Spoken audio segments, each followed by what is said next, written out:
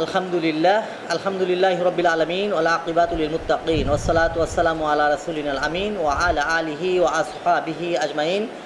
সম্মানিত শ্রোতৃবর্গ, আজকে আমি যে ইসলামে সন্ত্রাস এবং জঙ্গিবাদ সম্পর্কে কিছু আলোচনা করার চেষ্টা করব। আমার তৌফিক ইল্লা বিল্লাহ। আসসালামু আলাইকুম ওয়া রাহমাতুল্লাহ।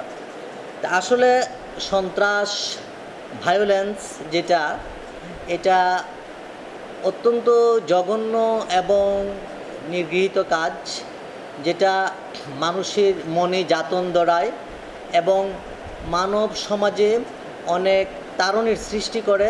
যে তাড়ন থেকে অনেকে মানসিকভাবে অসুস্থ হয়ে পড়ে, অথবা মানুষ সেই তার অবস্থা থেকে উত্তরণের জন্য অনেক সময় সেই চেষ্টা করে। তো যাই হোক, এই সন্ত্রাস এবং ভায়োলেন্স যদি কেউ মনে করে যে আমি মুসলিম, তাহলে কখনো সে সন্ত্রাসের সাথে জড়াতে পারে না। সে কখনো তার সেই ভাইয়ের গায়ে নিঃসৃত বৈধ রক্ত নিয়ে কি করতে পারে না, সেই রক্তের সেই প্রবাহ এই সুন্দর ধুলির ধরণীতে সৃষ্টি করতে পারে না।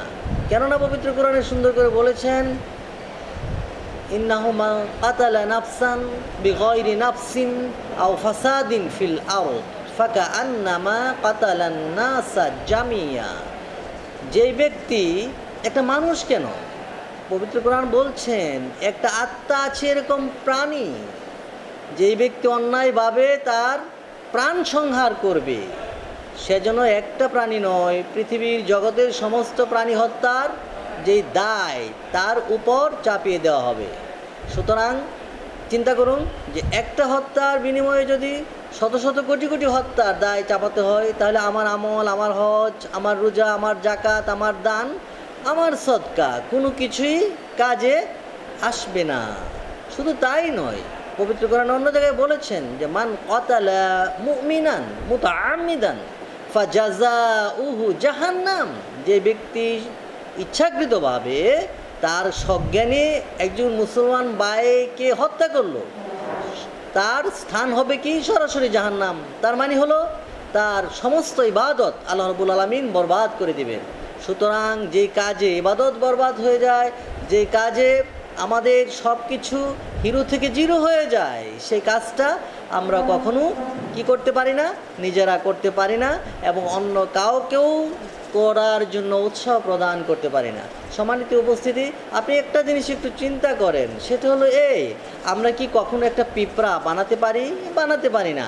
কারণ যিনি জীবন দিয়েছেন, একমাত্র যখন টেনিউ নির্ধারিত সময় শেষ হয়ে যাবে, তিনিই তার সেই জানকে কবজ করবেন।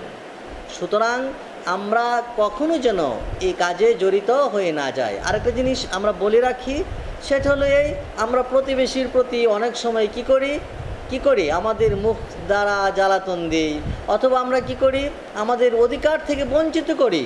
অর্থাৎ সে যে অধিকার পাবে আমার কাছে, সে অধিকার দিতে চাই না। না, আপনি কখনো এ সকল কাজ করে আমরা কখনো কি করতে পারি না, এই কাজ করে অন্যের হৃদয়ে ক্ষত সৃষ্টি করতে পারি না। আচ্ছা বলুন তো, সবচেয়ে ভালো মানুষকে রাসূল বলেছেন যে মান সালিমাল মুসলিমুন মিন লিসানিহি ওয়া ইয়াদিহি। যে ব্যক্তির হাত থেকে এবং তার জিহ্বার কটাক্ষ ভাষা থেকে যে মানুষটাকে নিরাপদ রেখেছে, সেই হলো বেস্ট ম্যান, পারফেক্ট ম্যান, সবচেয়ে ভালো লোক। সুতরাং আমাদেরকে কি করতে হবে, আমাদের মুখ নিঃসৃত ভাষাটা যেন সুন্দর হয়। এজন্য কোনো কবি বলেছিলেন যে সেই সবচেয়ে ভালো জন যে অমৃত নিঃসৃত হয় প্রতিবাক্যে যার, মানুষ তারে বলি মানুষকে আর। সুতরাং আমরা কথায়, আমাদের আচার আচরণে সবসময় মানুষের ভালো করব এবং মানুষের কি করব, যদি অসুস্থ হয় সেবা করব এবং যার যার অধিকার, সে অধিকার আমরা হরণ করার চেষ্টা করব না। যদি করতে পারি তাহলে আমাদের সমাজটা অত্যন্ত সুন্দর, সুশৃঙ্খল এবং শান্তিময় এবং উত্তরোত্তর আমরা উন্নতির সমৃদ্ধিতে পৌঁছতে পারবো। তাহলে সুতরাং আসুন আমরা সকলে কি করি, ভাই কাঁধ মিলিয়ে সকলকে ভালোবেসে এই আমার সোনার বাংলাকে গড়ার একটা প্রদীপ্ত স্বাক্ষর নেই। এই বলে আমি আমার সংক্ষিপ্ত বক্তব্য শেষ করছি। আসসালামু আলাইকুম ওয়া রাহমাতুল্লাহি ওয়া বারাকাতুহু।